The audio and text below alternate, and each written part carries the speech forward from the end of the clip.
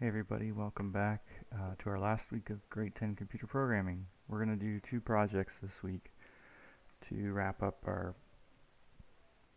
the course. Normally we would have done some coding.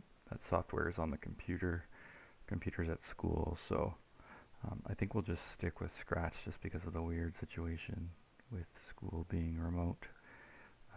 Be very hard to start learning a coding language without me kind of looking over your shoulder. So we'll just finish our course off in Scratch, and in grade 11 it'll be fine. We'll still, in grade 11, if you want to take computer programming, there's a college level course or university level course, and we just code in a language called C++. It's a fun course.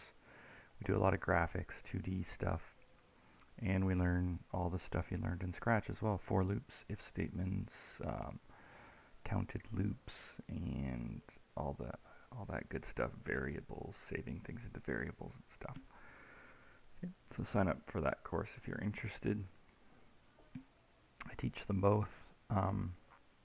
For now, what I want to do is I want to make a Scratch quiz game this week with you, where you kind of set your questions and get get the person playing the game to answer them, but by using your mouse to click instead of just kind of having a boring game like something like, what's the capital of Canada?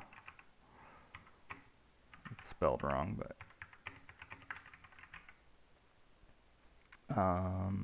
let me see here. We use that command, right? What a boring quiz game. What's the capital of Canada? And then if the person, you could put an if statement that said if they typed Ottawa, tell them they got it right. Our game is going to be a lot more complex than that.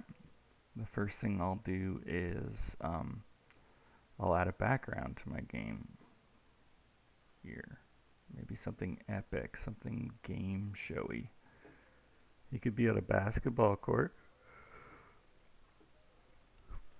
Is there like a stage or something, or a theater? Spotlight, there we go.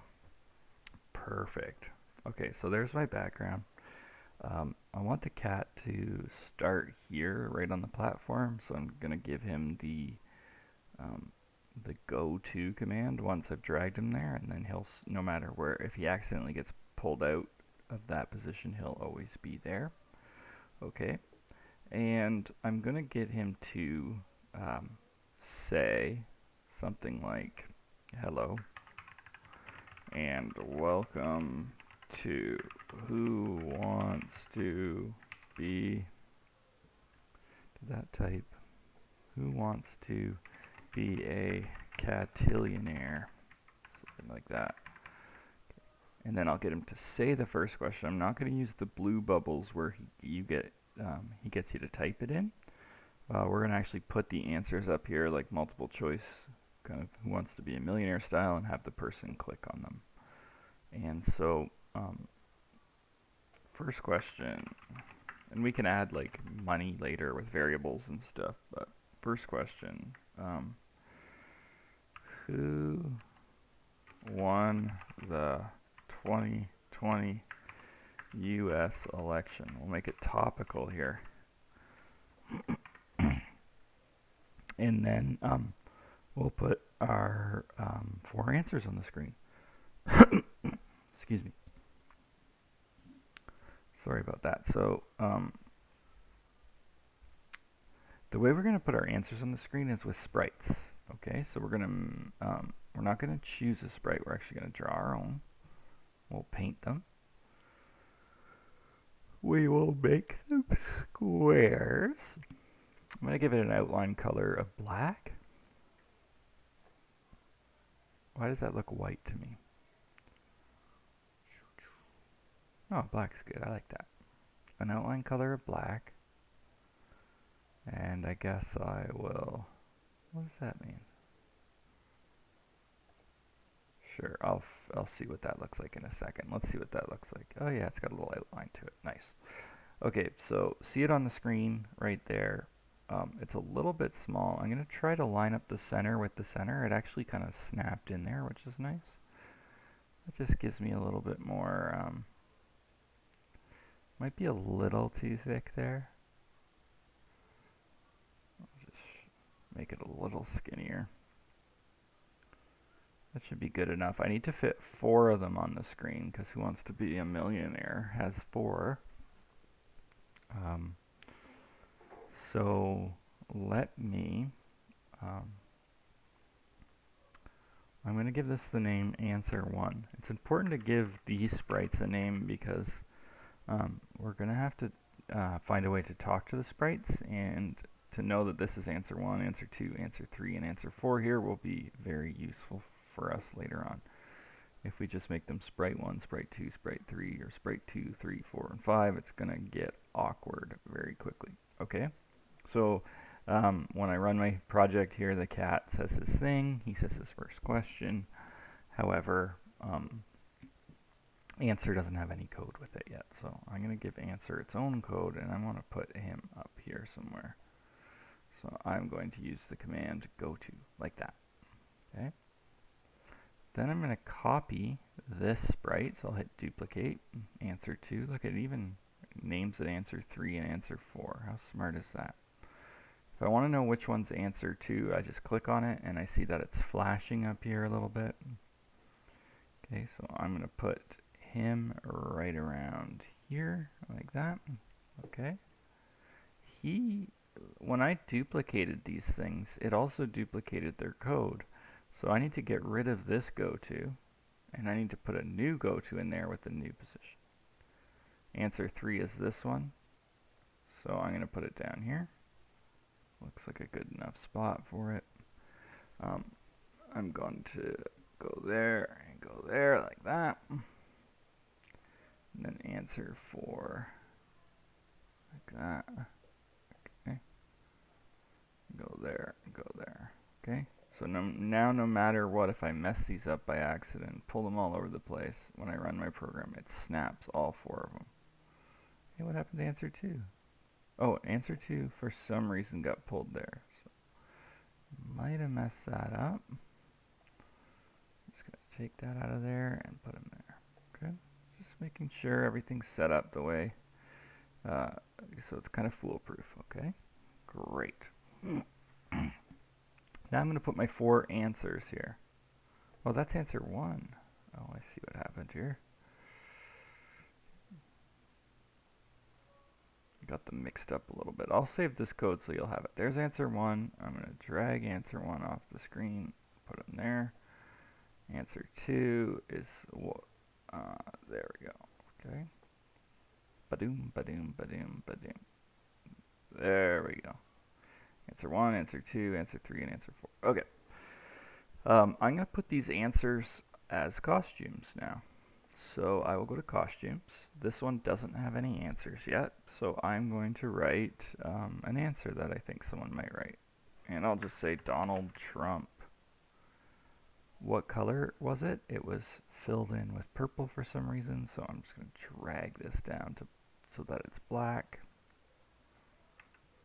Donald Trump. Okay, and I'll snap it in there. Great. Answer 2, I will put another one. Maybe this could be the right answer here, according to some, I guess. Answer 3.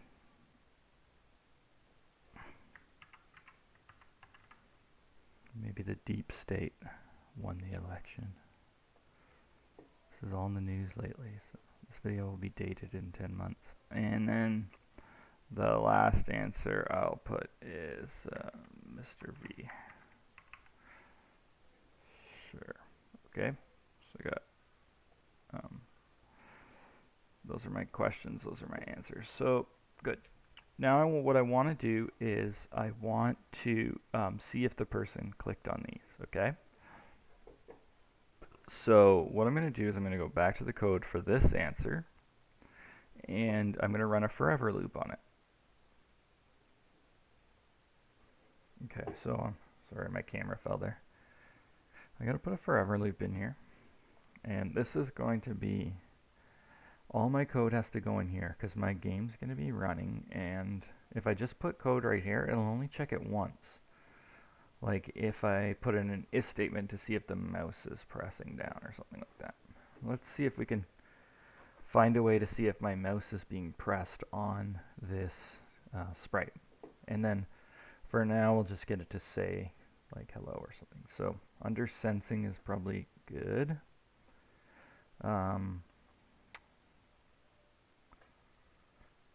Okay, here's a good way to do it. We'll say if, is there an if here?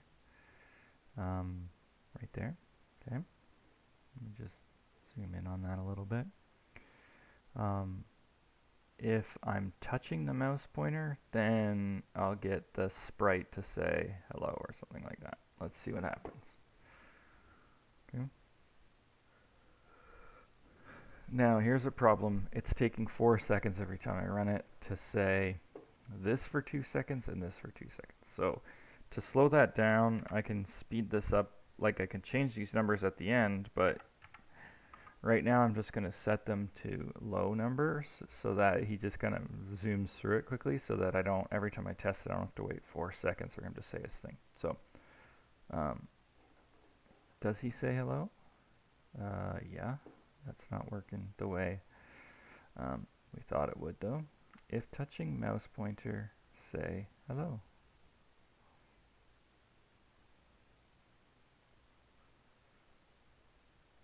If touching, isn't that interesting? Why is it saying hello?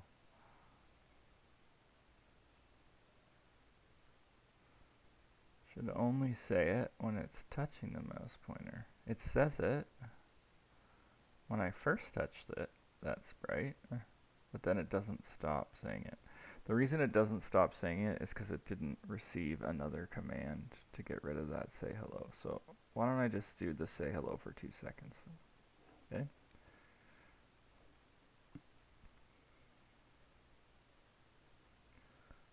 He says hello for 2 seconds and then he's done. So yes, it knows that I'm touching that mouse thing. It knows I'm touching that sprite, but I also need to know it to know that I'm clicking down on that sprite as well. So I'm going to put an and statement in here instead with am I touching the mouse pointer? So is the sprite touching the mouse pointer?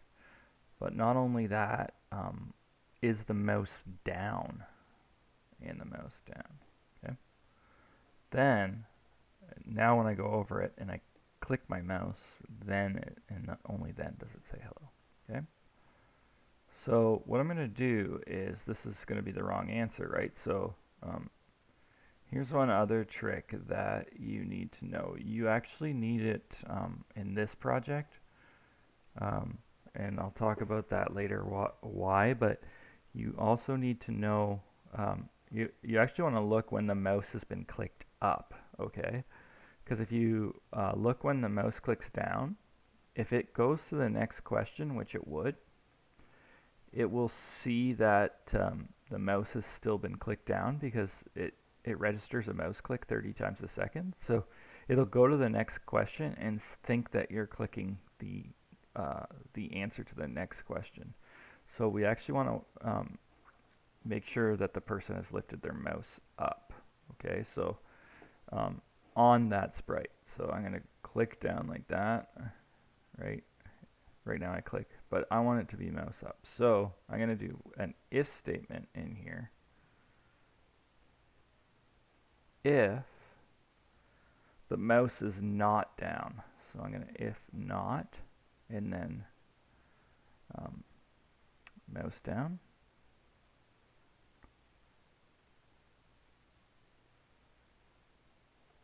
Will that work? Let's try it.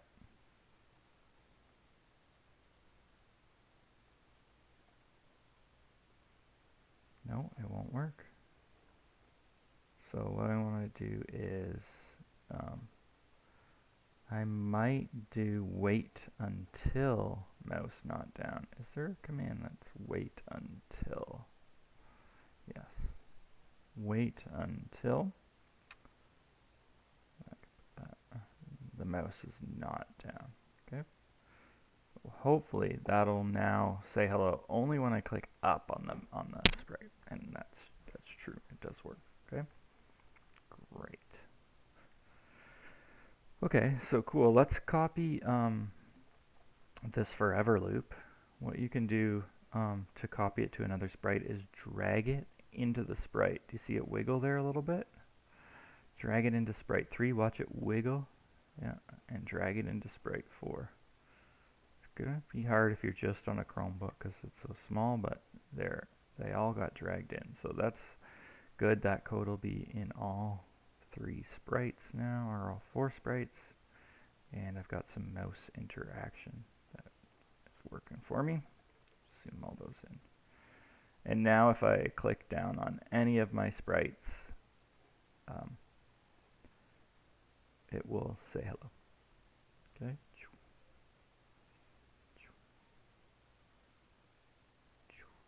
Like that. Cool. Okay. Um, so that's a good start, I think, for now. Um, get that set up. I'll post a video. Maybe this video is getting too long, so I'll post a video later on today on how to check if it's right, how to broadcast the message out so that the other sprites know that they need to move on to the next question, and get the cats asking a second question and a third question, and so on and so forth. Okay, so we'll talk about that later today, hopefully.